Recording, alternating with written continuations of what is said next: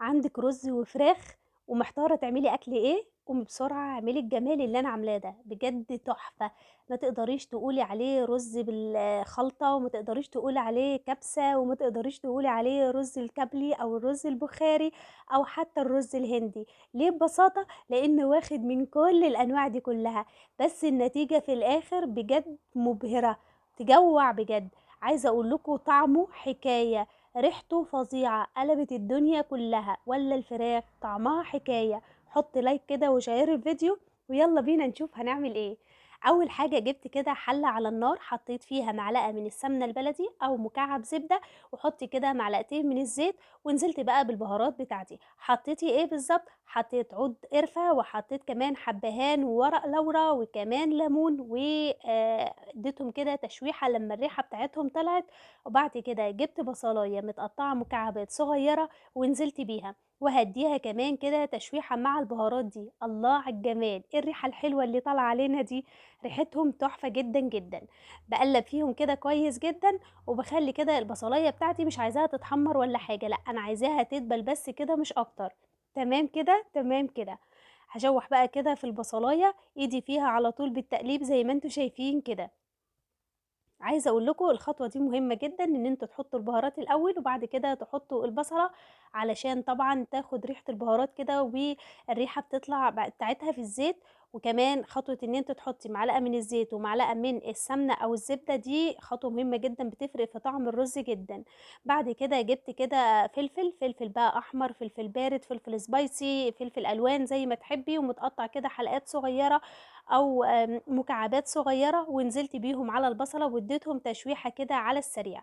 حطيت كمان كده رشة من الملح علشان تتبل البصلة معايا كويس جدًا، وبدأت إن أنا أقلبها كويس كده زي ما أنتم شايفين.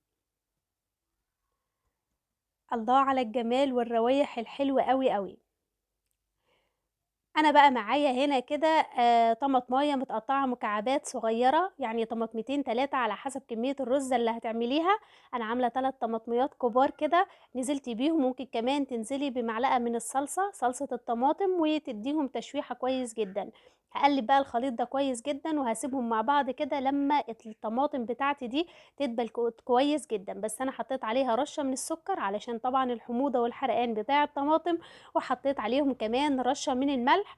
وهاسيبهم بقى كده واغطي عليهم، وكل كده ثواني كده هاقلبهم شوية علشان ما تلتسعش مني ولا حاجة. ممكن كمان تحطي الحاجات اللي انا هاحطها في مكونين تانيين هاضيفهم دلوقتي، تقدري ان انتوا تحطيهم قبل الطماطم، مش هيفرق خالص تحطيهم امتى. بس انا حبيت ان انا احطهم بعد الطماطم علشان نكهتهم او ريحتهم تفضل شوية. هنا كنت بقول لكم ان انا هغطي الطماطم وارجع تاني. رجعت تاني بعد ما الطماطم دبلت شوية كده، جبت بقى كده جزرة مبشورة، دي طبعًا جزرة كنت حاطاها في الفريزر ونزلت بيها. أمال إيه دي كمان؟ دي كمان قشر برتقان، أيوه قشر برتقان يا جماعة. جبت كده قشر برتقانة كده محترمة ونزلت بيها. أنا هنا كنت باحطها نُصّها، وبعدين لأ، لقيت الريحة طالعة حلوة فحطيتها كلها.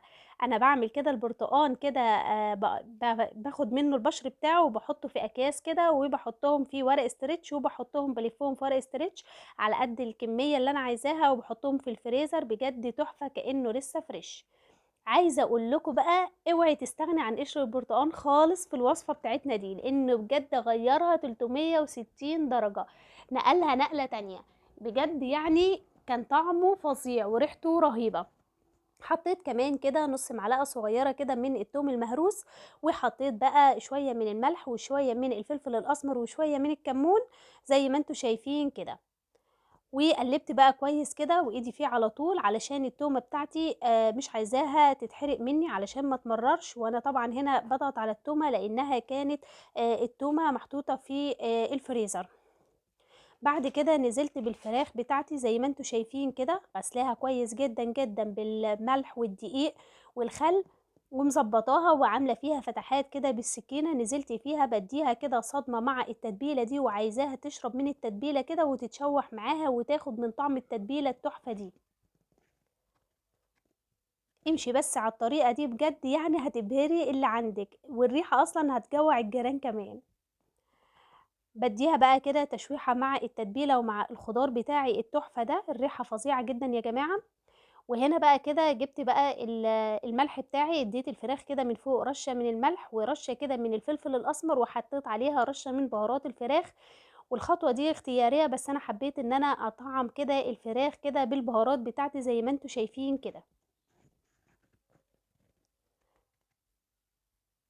طبعا النار عندي عالية علشان أنا عايزة الفراخ تاخد صدمة وما تنزلش السوائل اللي فيها، ودي خطوة مهمة جدا لازم تاخدوا بالكم منها. هابدأ بقى إن أنا أشوّح الفراخ كويس جدًا، جدًا من كل جنب كده ومن كل ناحية، وبعد كده نشوف هنعمل إيه مع بعض. في الفترة دي أنا كنت مشغّلة الكاتل أو تحطّي مَيّة سخنة على البوتاجاز زي ما تحبّي أو المتوفّر والمتاح عندِك، علشان أنا محتاجة مَيّة سخنة أنزل بيها على الفراخ بتاعتي. اديتها تشويحة كده دقيقتين 3 4 5 يعني شوية محترمين كده، وبدأت إن أنا بقى أجيب كده مَيّة سخنة كده وأنزل بيها. اللي جرب منكم كده الوصفة دي بكل التريكات كده يكتب لي في الكومنتات، ويكتب بصراحة رأيه فيها ايه علشان يشجع كل الناس اللي مجربتهاش ان هي تجربها. هجيب بقى كده مية سخنة وهنزل بيها كده في قلب الحلة بتاعتي. بسم الله. انا هنا كنت سايباها شويه حلوين جدا، سبتها حوالي ربع ساعه كده اشوح فيها وايدي فيها على طول، ما سبتهاش 10 دقايق ولا حاجه، لا اكتر من ربع ساعه كمان. بعد كده نزلت بميه بتغلي من الكاتل زي ما انتم شايفين، اصلا الميه مغليه مش ولا يعني مش لسه هتغلي ولا اي حاجه اهي. ونزلت كده بالميه بتاعتي على الفراخ علشان انا عايزاها تستوي كويس جدا جدا. هغطي بقى على الفراخ بتاعتي كده، بس في الاول كده هظبط الحدق بتاعها او هظبط الملح بتاعها. هنا بقى في المرحله دي كده كنت بشوف الملح محتاجه ملح ولا لا، فلقيتها محتاجه شويه ملح فزودتها كده شويه ملح كده، علشان طبعا الفراخ تستوي مظبوط ويبقى الطعم بتاعها مظبوط. اهو كنت بزود لها الملح زي ما قلت لكم. كده بقى تمام التمام، هغطي على الفراخ بتاعتي كده وهسيبها بقى تستوي كده براحتها خالص خالص، ونرجع نشوف احنا هنعمل مع بعض ايه.